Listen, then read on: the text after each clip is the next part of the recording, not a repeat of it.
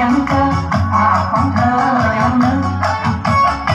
มองที่ไรให้รู้สึกสบายใจสุขหรือไทยยิ่งนัก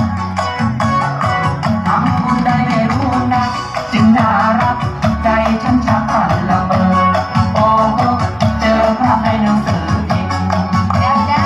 ดูดวงดาวโตโตโอ้สวยแก้มก็มีรอยบุ๋มมองที่ไรใจเต้นตุ้มติดปักชอบตรงนี้รักยิ้ม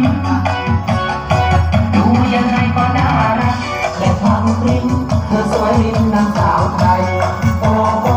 ทำยังไงได้เจอน้อง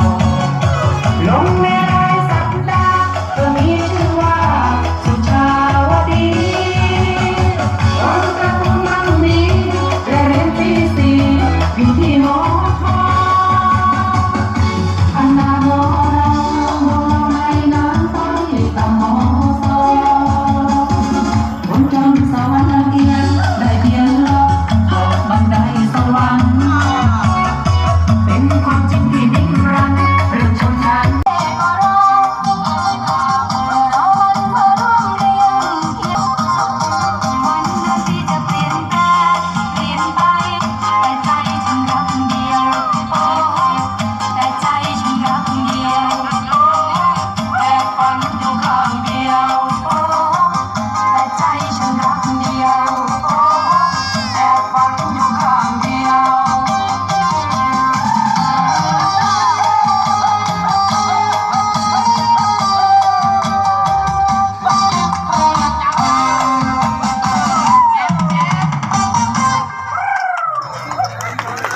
ขอเสียงปรบมือให้กับการแสดงของแม่บ้านห้วยหาญด้วยค่ะ